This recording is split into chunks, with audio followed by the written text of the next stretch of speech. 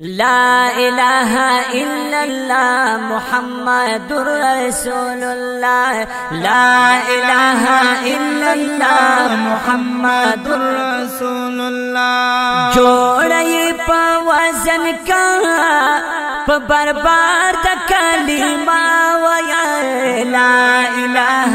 إلا الله محمد رسول الله لا إله إلا الله محمد رسول الله یا فضیلت نڈکا او کلمہ دا اللہ تخوخا او دا اعلی دا یو فضیلت نڈکا دا کلمہ دا اللہ تخوخا دا اعلی دا اللہ تخوخا دا اعلی دا یا ذکر یہ بہتر دے ورسرا سبحان اللہ ویا لا الہ الا اللہ محمد رسول اللہ لا الہ الا اللہ محمد رسول اللہ جوڑی پا وزن کا پا بربار دا کلمہ ویا لا الہ الا اللہ محمد رسول اللہ لا الہ الا اللہ محمد رسول اللہ وزمون خوگ پیغمبرا اللہ تخوخ یہ جلوہ گارا اللہ تخوخ یہ جلوہ گارا وزمون خوگ پیغمبرا اللہ تخوخ یہ جلوہ گارا اللہ تخوخ یہ جلوہ گارا یاد پرت لو دنیا رڑا شماشاللہ ویا لا الہ الا اللہ محمد رسول اللہ لا الہ الا اللہ محمد رسول اللہ جوڑی پا وزن کا پا بربار دا کلمہ ویا لا الہ الا اللہ محمد رسول اللہ لا الہ الا اللہ محمد رسول اللہ شکر دے شکر مسلمان یو د پاک نبی مونگو متیان یو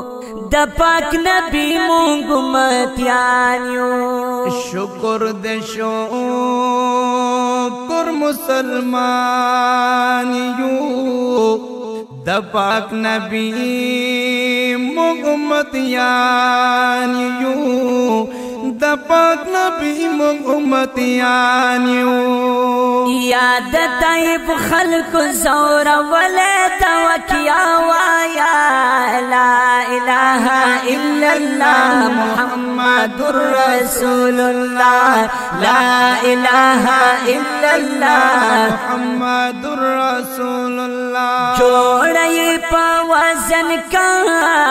پا بربار دا کلمہ ویا لا الہ الا اللہ محمد رسول اللہ لا الہ الا اللہ محمد رسول اللہ یا مبارک کلمہ دا دغ صفا میں عقیدہ دا دغ صفا میں عقیدہ دا یا مبارک کلمہ دا دغ صفا میں عقیدہ دا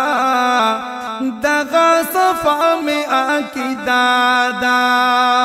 یا وحید اللہ خاور بہارا انسان ته وینا وایا لا اله الا الله محمد رسول الله لا اله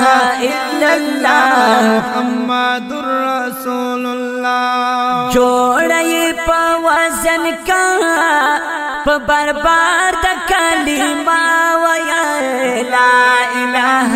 الا الله محمد رسول الله لا اله الا الله محمد رسول الله اوازونه وړاندې کوي په ډېره مینه جناب زینت الله فایز او قاری محمد نوشاد محمدي د ښکلي نظم شاعر د ډېر ګران او محترم رور د هنګو ښکلا وحید الله خاورې بها د نعت دپاره فرمایش کړی دی رضوان ریکارډینګ نوشاد اسلامي سټوډیو چونګي نمبر 7 آف کوهاټ والسلام